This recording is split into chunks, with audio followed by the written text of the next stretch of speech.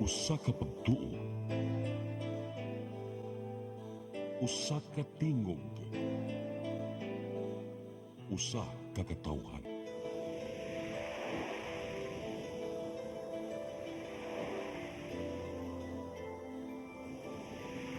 Cebu Catholic Television Network.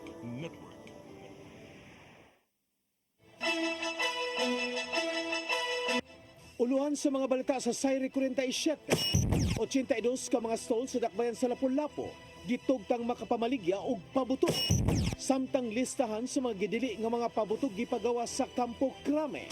Comelec, mipasidaan mga butang sa gobyerno, dili mahimong gamiton sa pamulitika. Kilang most wanted person sa Central Visayas nga nalambigin sa illegal nga drugas ug pagpamusil na dakpa. Sugbo, Kabisayan ug Mindanao, Pilipinas o katawhan kutos maabot sa tong Sibya sa tibuok kalibutan mayong hapon. Live kita karon sa CCTN Channel 47 ug kini ang tulumanon sa nag-unang kasayuran nga angay natong masayran. Ako si Dennis Tabar. Tulumanon sa patas ng mga balita ug opinyon. Ako si Danica Caballes. Kini ang Sayre 47.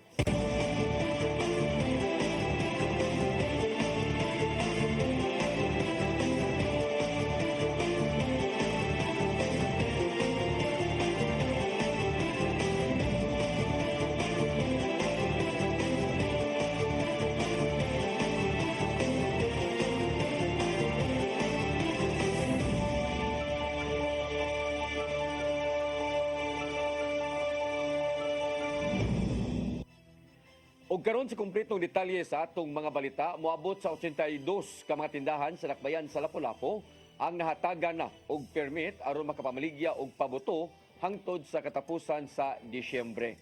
Ang mao mga stalls o mga pabuhatan og pabuto kanunay nga gisusi sa Interagency Task Force aron pagsiguro nga nisunod sila sa lagda.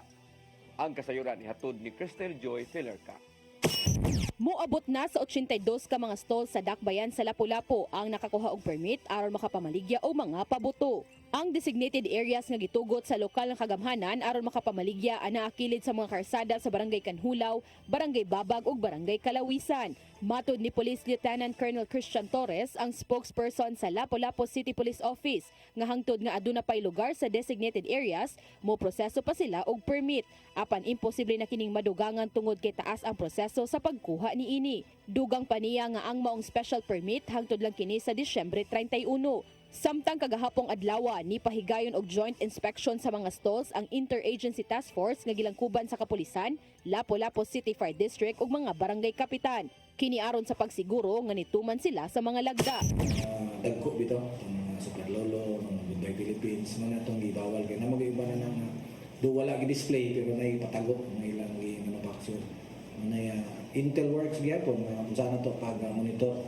Dugang pa ni Lieutenant Colonel Torres nga lauman na ang sunod-sunod nga mga random inspection sa mga namaligya og mga pabuto. Hugot usab ang pagbantay sa kapulisan sa merkado ilabi na karong nagsingabot na ang Pasko ug bag-ong tuig. Tungod kay dili malikayan nga adunay mamaligya sa mong dapit ug mahog kining illegal tungod kay dili kini designated area.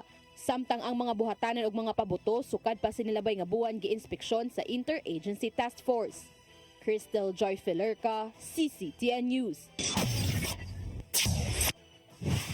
PNP National Headquarters mipagawas og listahan sa mga gidili nga mga pabuto nga makadaot sa panglawas sa tawo. Gimanduan usab sa Police Regional Office 7 ang matag City ug Provincial Police Office nga makigalayon sa mga LGU alang sa pagmontar og designated firecracker zone. Ang kasayuran hatod ni Arnold Bustamante.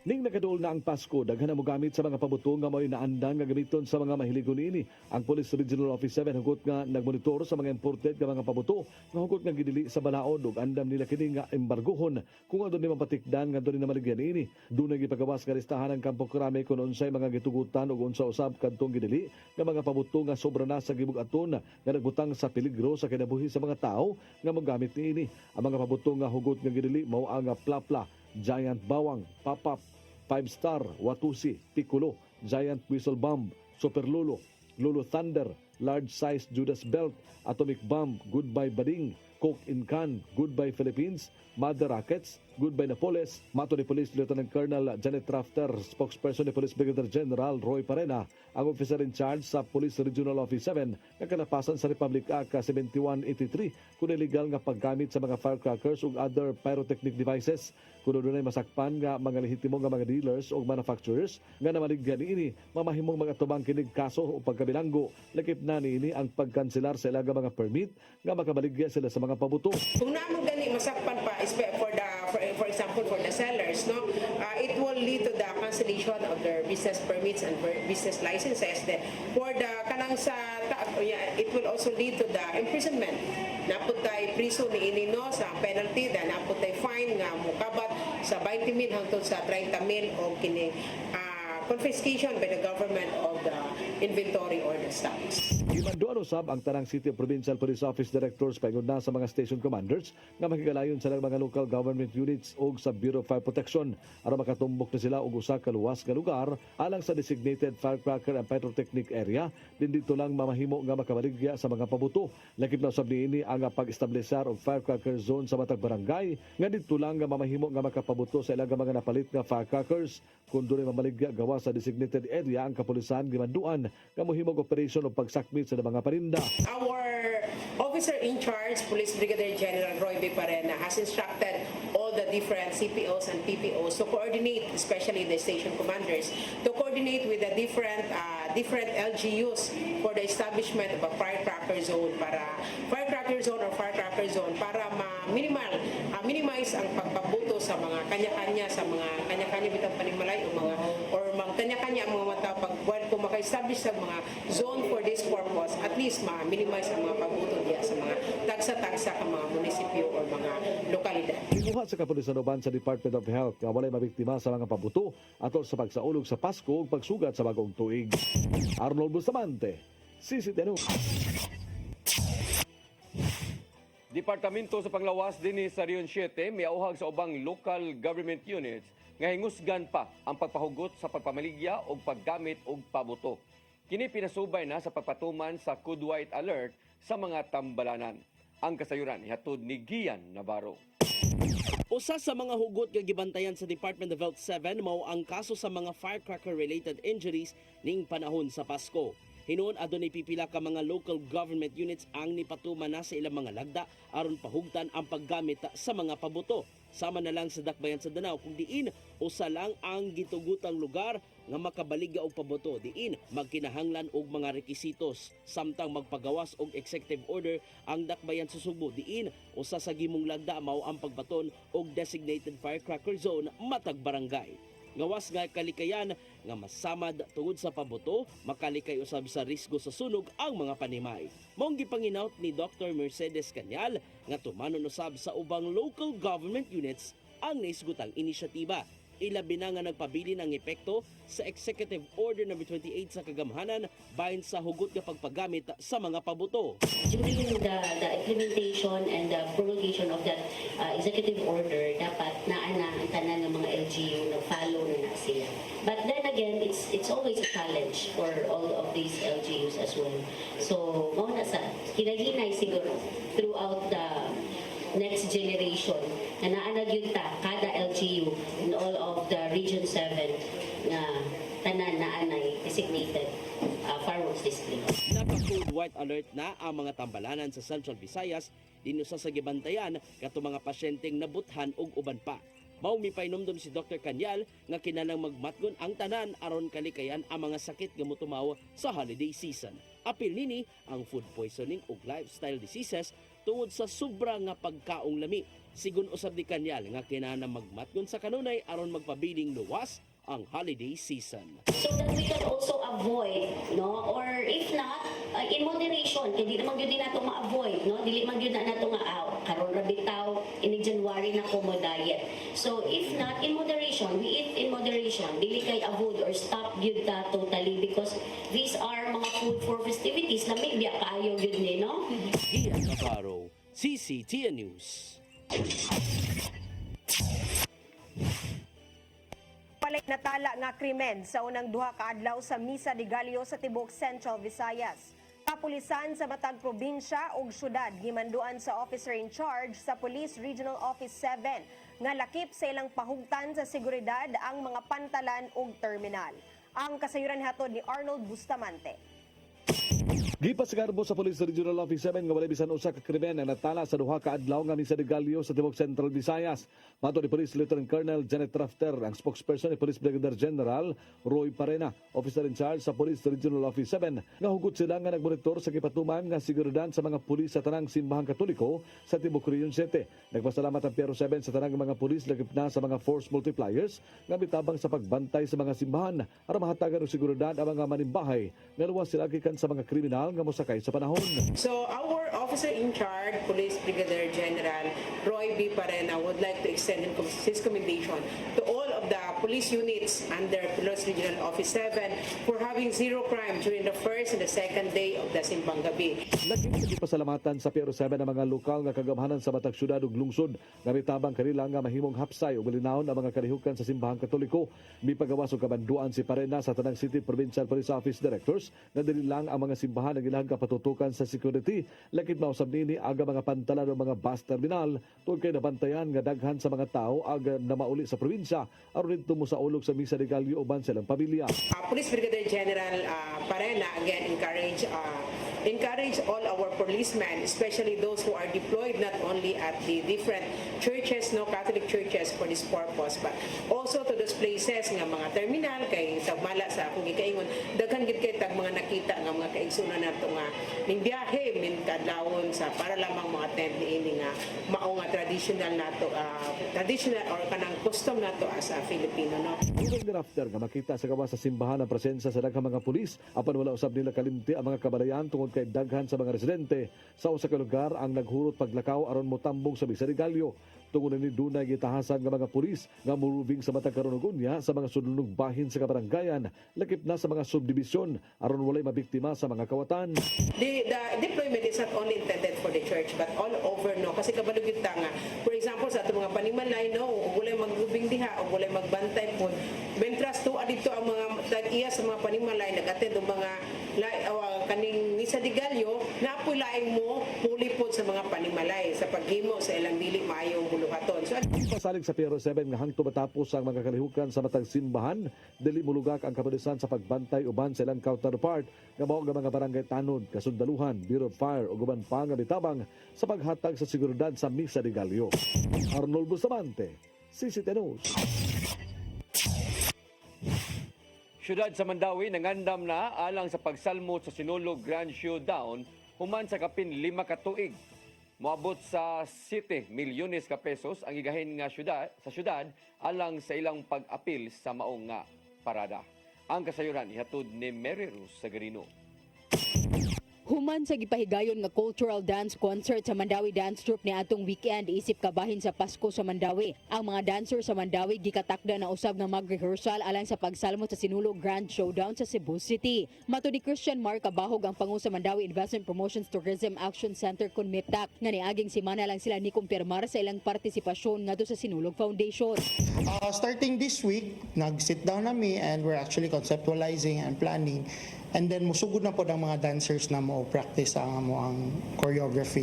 Human sa Pasko, gikatakdang sugdan ang practice sa moabot sa usa ka gatos ka dancer sa Mandawi Dance Troupe. Gawas pa sa usa ka gatos usab ka propsman. Moabot sa 7 milyones pesos ang gigahin nga budget sa Mandawi alang sa tanang gastuhon, lakip na sa costumes ug props nga gamiton. Matod ni Kabahog nga uwahing salmot sa Mandawi sa Sinulog Grand Showdown sa wala pa ang tuig 2018. Sagad salmutan sa Mandawi mao ang sinulog sa lalawigan sa probinsya sa Sugbo. As far as I remember, paglingkod ako, wala pa gid may kaapil og sinulog nga Cebu City, Mardi Gras, yes. Ito sinulog sa lalawigan gyud and then hopefully last year unta but something happened so this year sure na gyud. Base sa lista sa Sinulog Foundation, moabot sa 35 ka mga partisipante ang nagpa-register alang sa Sinulog Grand Showdown. Mary Rose Sagarino, CCTN News. Mayor sa Canlaon City na nawagan kang Presidente Bongbong Marcos Jr. nga tabangan ang mga konstituwente nga apektado sa pagbuto sa bulkan. Gikabalakan nga mahurot ang ilang pondo sa padayong pagtabang sa mga apektadong residente. Ang kasayuran hatod ni Gian Navarro. Pinaagi sa iyang online video, gipadangat ni Canlaon City Mayor Jose Chubasco Batchuk Cardenas ang panawagan ngadto ni Presidente Ferdinand Bongbong Marcos Jr. Alang kini sa gipangayo nilang dinali ang tabang gikan sa mga ahensya sa kagamhanan subay sa gibantayang epekto sa pag-ulbo sa bulkang Canlaon kapin semana na ang nakalabay. Sumapa niya nga niabot na og siyam ka buok ang evacuation center aron matiman ang kapin 1,600 ka mga pamilya sa ilang dakbayan. Samtang nagkahurot na usab ang ilang pundo og delikadong dili masuportahan ng pagtabang sa ubang mga apektado og maabot pa kini og hangtod 4 ka adlaw. Dili pa hinon makadeklarar og state of calamity ang tibuok Negros Oriental kay sa tanang mga lugar ang Canlaon City ra mahilabiyang kaapektado tungod sa pag-ulbo sa bulkan. Only rason nga ato ang gina-impose ang gitawag nato nga austerity measures, pero dili ko ingon nga austerity measures nga maapektuhan ang ato ang mga katawhan, no? Kung dili ato lang ginasiguro nga ayuhon gyud nato paggasto og unsa may mga resources. Gipangayo usab ni Mayor Cardenas ang dugang pang medical team nga may moresponde na silang dapit ilabi na gikan sa Department of Health. Sa kasamtangan, nagsalig ang LGU sa mga donasyon diin adunay mga sistemang gipatuman aron magamit ngadto sa mga nagkinahanglang evacuees. Sabi usab sa kagamhanan, ang Department of Social Welfare and Development niabag usab sa mga internally displaced persons. Kini pinagi sa paghatag og pagkaon, hygiene kits, sleeping kits, ingon man family kits ang pag-abag sa mga panginahanglanon ilabi na ngadto sa mga anak. Nakaatag na ang ahensya og 11.7 million pesos nga humanitarian assistance aron matabangan kadtong mga residente. Ian Navarro, CCTN News. Cebu City Mayor Raymond Alvin Garcia malaumon nga mauyuna na sa dili pamahuman ning tuig ang 2025 annual budget sa dakbayan sa Sugbo. Kini aron magamit ang mga pundong gigahin, apil na ang ihatag nga subsidy. Ang kasayuran ihatod pagbalik ni Gian Navarro. Dako ang pagsalig ni Mayor Raymond Alvin Garcia nga walay mahitabong kausaban alang sige pangayong budget sa dakbayan sa Sugbo karong 2025. Nakaungong na karon sa konseho ang committee report alang sa annual budget nga mokabat kadto sa 17.9 billion pesos. Sumapa niya nga sa nakalabayng tuig daghang mga gipangtangtang nga pondo ngadto sa mga dili kinahanglanong butang alang sa sunod tuig. Maong nakita ni Garcia ang mong igong gidaghanon sa pondo diin magdepende lang sa mamahimong kinitaan sa dakbayan gikan sa buhis. Moingon na sila nga kuan man ni kaning bloated ba ni nga budget or over ba ni nga budget adin sa kumutuwa na kay ni-approve sila ako apil ko to ni-approve mig 50 o 25 karon realistic na yun, hindi sila ma-approve. Og mga adlaw mao ang katapusang regular session sa Cebu City Council ning tuiga tungod na sa pagsaulog sa Pasko ug bag-ong tuig. Maong nagmalaumon si Garcia nga maaprubahan ang maong budget sa dili pamahuman ning tuiga. Of course, we have to spend for allowances. We even have to spend for packed meals.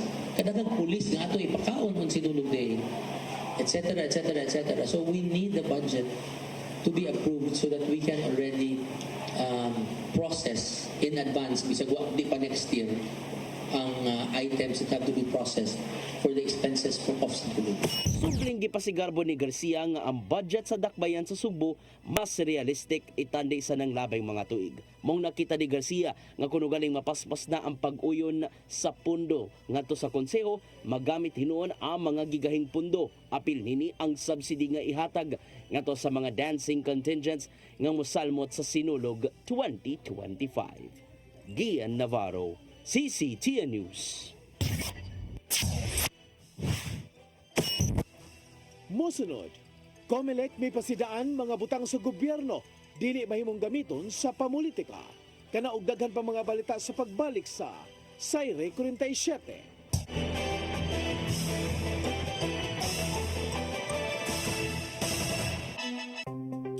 Discover the beauty of the Philippines.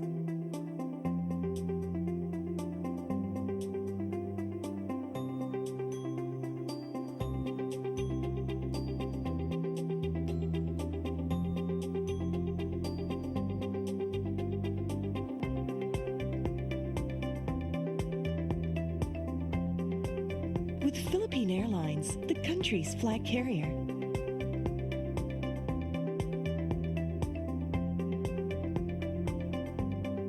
The airline that lets you feel the warmth of the nation.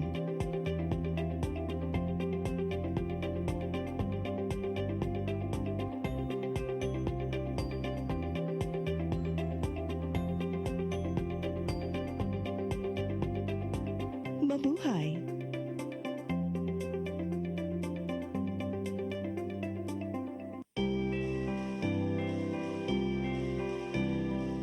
Ang panahon sa Adbento nagsugod na. Gisugda na sa simbahan ang pagpangandam. Apan, igsuon. Kita usab angay mangandam alang nining pag-abot sa atong Ginoong Hesus.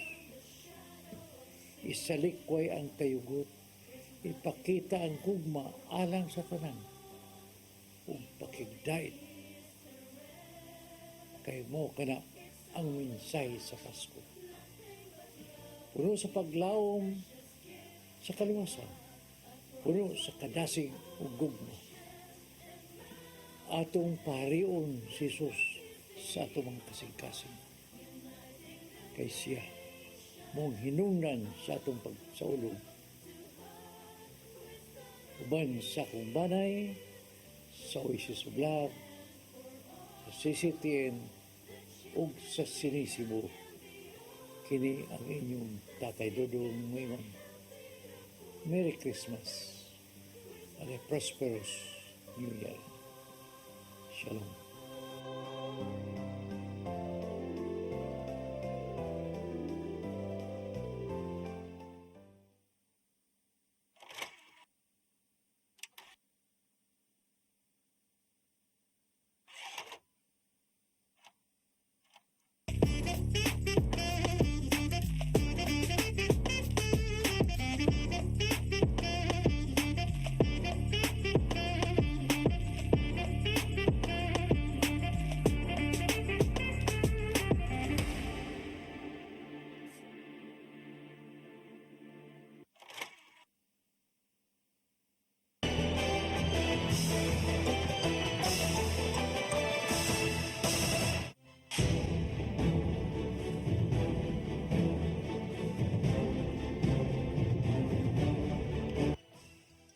Balik sa ato mga balita, Commission on Election dinhi sa Rion 7, may tambag nga isumbong sa mga hingtungdang buhatan kung gigamit sa politika ang mga gipanag-iya sa gobyerno. Sumapa sa ilang regional director nga igo lang nilang bantayan ang mga kalapasan sa eleksyon panahon sa ting kampanya. Ang kasayuran ihatod ni Gian Navarro. May tambag ang Commission on Elections ngadto sa publiko nga magpagabana karong sayo na kayong namulitika ang mga nanagan sa ilang mga posisyon karong eleksyon. Hinuon na bantayan sa regional director nga si Attorney Francisco Pobe nga doon mga incumbent officials ang gingong nigamit sa mga resources gikan sa kagamhanan sa ilang pagpamulitika. Sama na lang sa pagpapilit sa mga posters ug tarpaulins ngadto sa mga building nga gipanag-iya sa gobyerno. Ingon man paggamit usab sa mga sakyanan sa gobyerno. Tambag ni Attorney Pobe nga mas mayong isumbong ngadto sa Department of Interior and Local Government, ingon man sa Ombudsman bahin sa maong reklamo. So considering nga ang atong election period will start yet on January 12, katong mga imong gipangutana nga nabilong atras January 12, di ko may likas no yet jurisdiction over it. So atong nga akong giingon, responsibility na sa LGU at silang time the DILG office. Kung isutan ang sayong pagpangampanya, walay gahom ang Commission on Elections nini. Kiningutod kay, igo lang silang mopahamtang sa mga election offense ining sugod na sa ting kampanya sa mga kandidato labing sayo karong Pebrero. Mao nanawagan si Pobe nga sa pagkakaron subayon una sa mga botante kung haumba ang mokandidato sa gidaganang posisyon. Samtang giawhag niya ang mga re-electionists nga likayan una ang paggamit sa ilang gahom alang sa ilang politikanhong tuyo. Apil nini ang paggamit sa bisan unsa mga resources nga gipanag-iya mismo sa gobyerno. That issue, kung mahitabo na siya, we'll make it sure if there is really a complaint and then even if post or kanang ipadala sa amo ang pictures, kami na bahala anak mo file sa complaint alist. Navarro, CCTN News.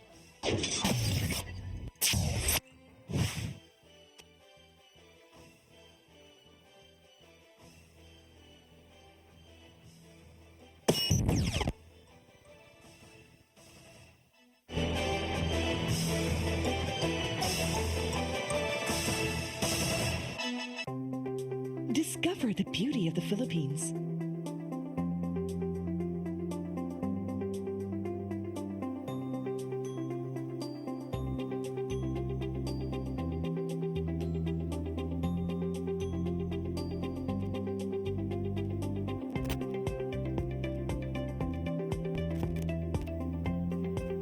With Philippine Airlines, the country's flag carrier.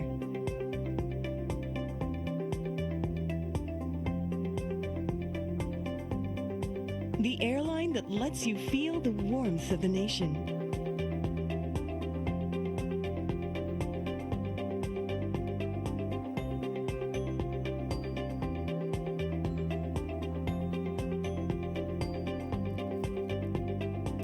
Mabuhay!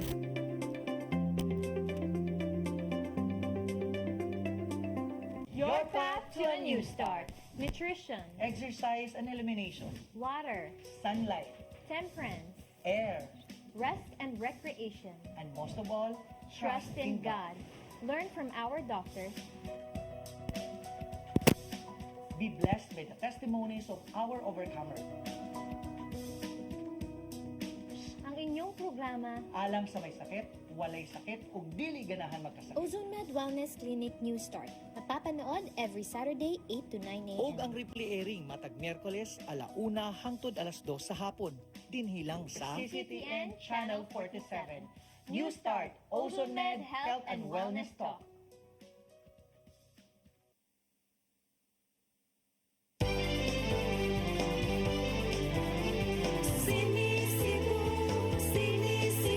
For your internet connection And for the signal of your cable TV. so fast and straight the transmission to your home. Sini Cebu offers you to have fiber optics.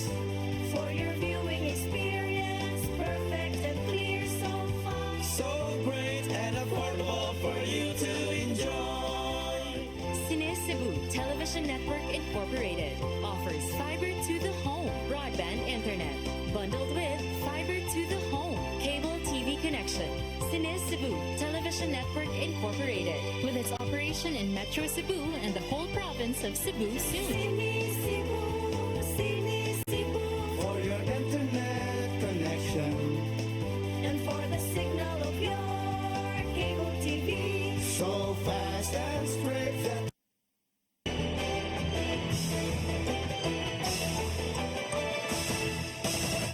Balik sa ato mga balita, ni kunhod ngadto sa kapin 157,000 ang ihap sa mga pamilya nga mga kabus dinhi sa Sugbo base sa 2023 Poverty Statistics Report sa Philippine Statistics Authority. Mas ubos kini gikan sa dulan 300,000 ka mga pamilyang kabus niadtong tuig 2021. Samtang ni minus ang poverty threshold sa Sugbo ngadto sa 11.7% niadtong tuig 2023 itandi sa 22% niadtong tuig 2021. Suma pa ni Melchor Bautista sa PSA Cebu nga kini na ang resulta sa nahimong paningkamot sa ahensya sa gobyerno aron maminusan ang kakabus sa matag pamilya. Usa na niini mao ang pagpatuman sa mga programang makapalambo usab sa lokal nga ekonomiya. Ang majority sa source income is salary. Pero migawas dito ang entrepreneurial and other. So, meaning to say, itong mga programs sa government, itong mga source, negosyo, so doon na siya effect. It's okay to have poor ba kananay makita na nato asa ang poor and para may directly ma-focus na to asa na to ang interventions because kung dili kaayo na to makuha nga asa ang poor mas nindot dito nga level of the municipalities. Pulis sa Dakbayan sa Lapu-Lapu nagpositibo sa random drug test niadtong buwan sa Nobyembre. Samtang gipaubos sa drug test ang 175 ka mga personnel nga wala pa gipaubos sa drug test karong tuiga.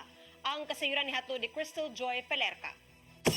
Nagpositibo sa illegal nga drogas ang usa ka personnel sa Lapu-Lapu City Police Office sa gipahigayong random drug test ni adtong Nobyembre 8. Matud ni Police Lieutenant Colonel Christian Torres, ang spokesperson sa LCPO, nga matag tuig kinahanglang ma-drug test ang 800 ka mga personnel sa ilang buhatan.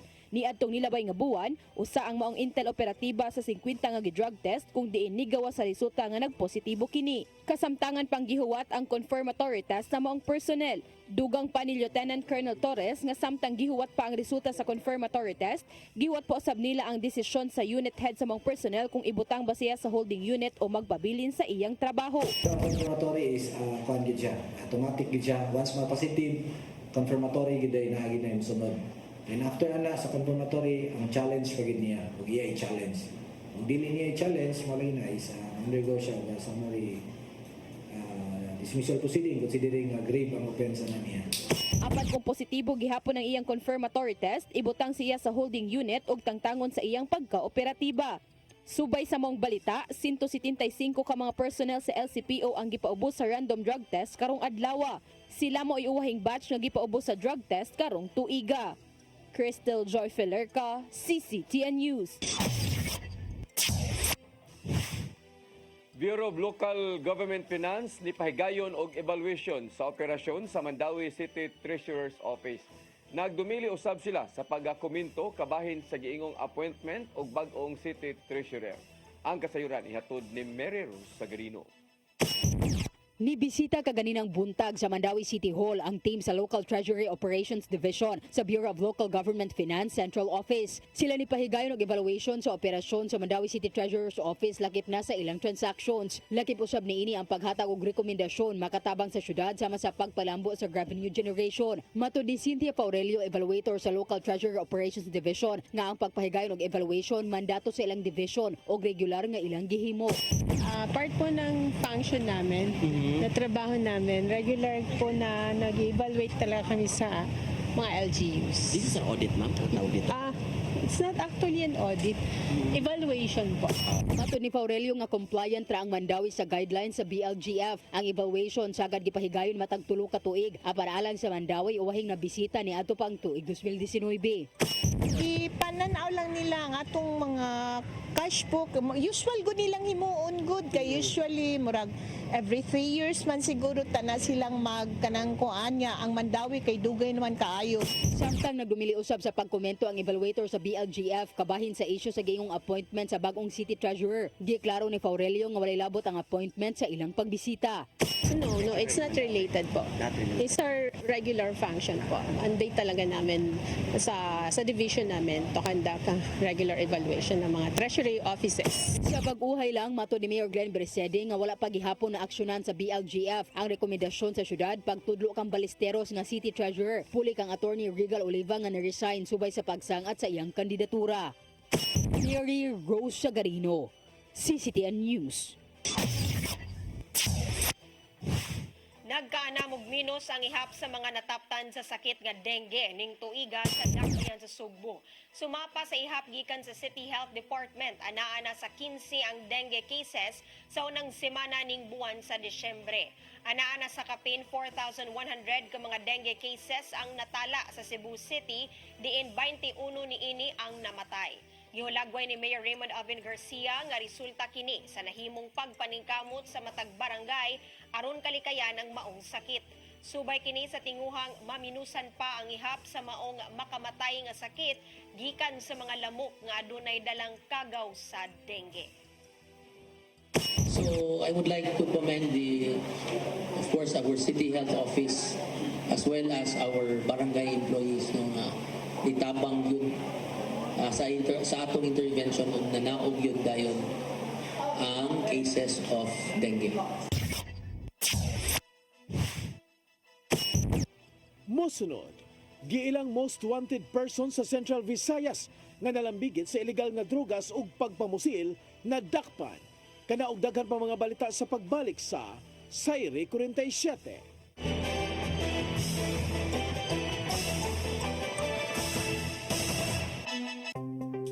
Discover the beauty of the Philippines.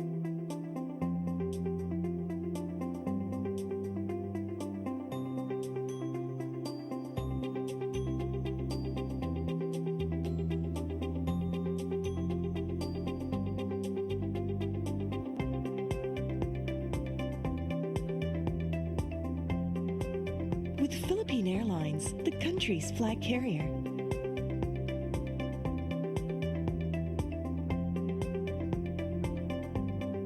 The airline that lets you feel the warmth of the nation.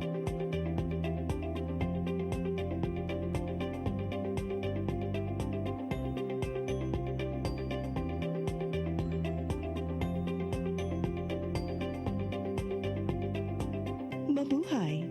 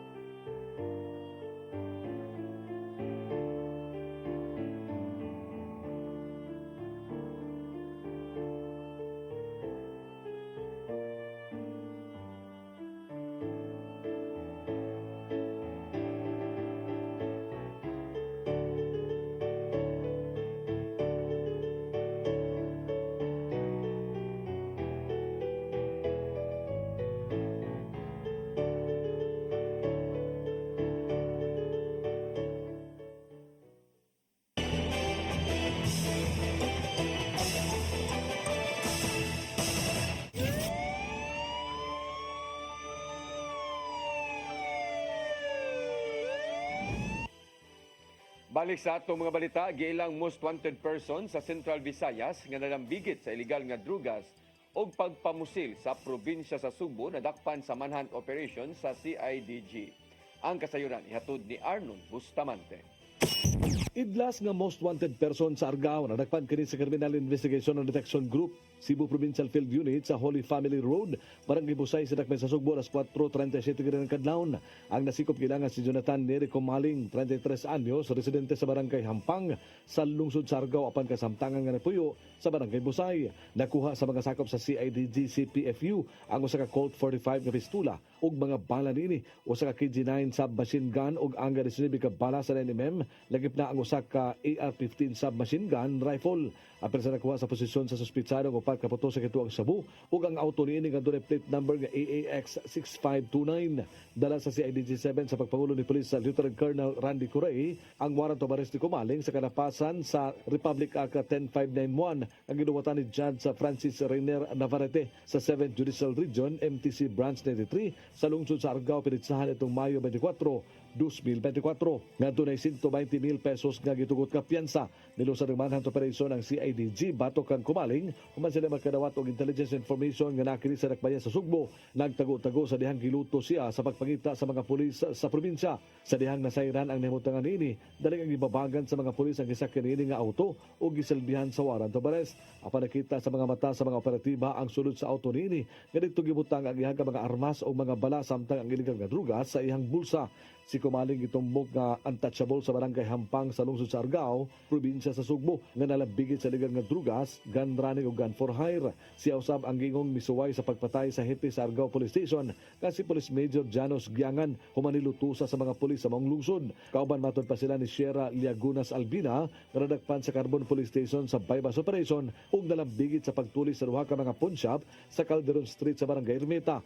Base sa nakuha nga impormasyon sa CIDG 7, si Comaling sakop kini sa Amancio criminal gang nga naglihok sa bagatang bahin sa lalawigan sa Sugbo, lakip na sa Dakbayan sa Sugbo. Giangkon ni Noni Kumaling nga iha ang nakuha ang arma sa CIDG kay matud niya iya kining koleksyon. Apan wala na niya gitubag ang pangutana kung tinuod ang pasangil nga hitman siya sa usa ka personality. Tinguha unta niya nga musibat paingon ngadto sa Mindanao kung wala pa siya maragpi human nga gipangita sa mga pulis sa lungsod sa Argao. Ang pagkasikop ni Kumaling kabahin kini sa Oplan Paglalansag Omega ug Oplan Big Berta sa Criminal Investigation and Detection Group. Arnold Bustamante, CCTV News. Gihimaka kay Presidente Ferdinand Bongbong Marcos Jr. ang giingong pagpahigayon og royalty check ngadto sa kasundaluhan ug kapulisan atol sa ilang panagtagbo sa milabay nga semana. Sumapa ni Marcos Jr. wala usab siya mahibaw unsa ba ang loyalty check og igo lang kining mipahigayon og command conference sulod sa Malacañang. Dugang pa niya nga nagpabiling maayo ang kahimtang sa nasod taliwa sa managlahing isyong giatubang karon sa gobyerno. Mao gilauman niyang mumaayo usab ang seguridad sa nasod sa mosunod pang mga panahon taliwa sa mga pagsaway nga naangkon sa ubang kritiko.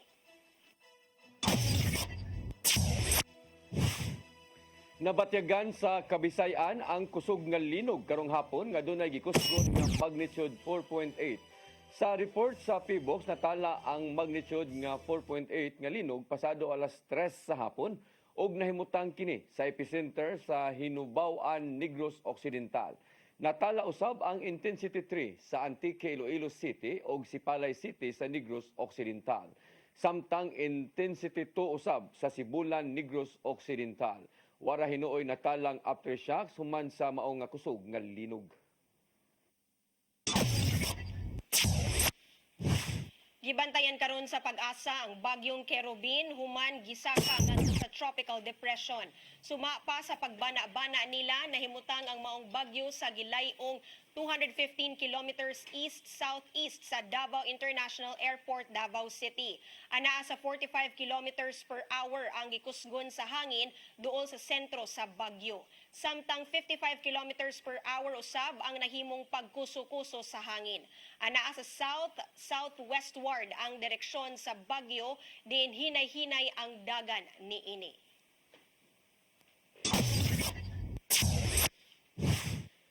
Mo kadtong naglangkob sa atong mga balita sa Sayre 47, ako si Dennis Tabar. Sa atong Christmas countdown, 8 ka adlaw na lang sa dili pa ang Pasko. Ako si Danica Caballes, sangtod ugma sa inyong paboritong tulumanon. Sayre 47.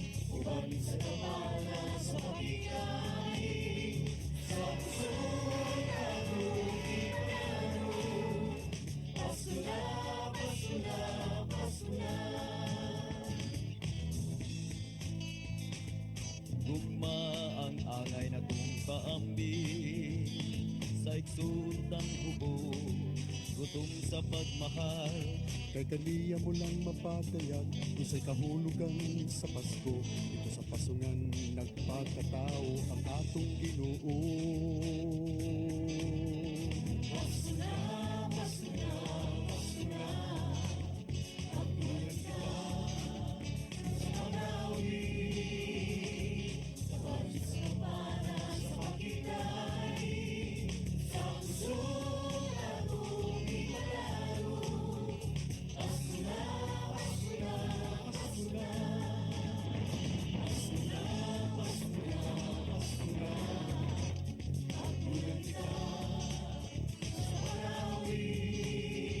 Pasko na, Pasko na, Pasko na, pagbulan kita.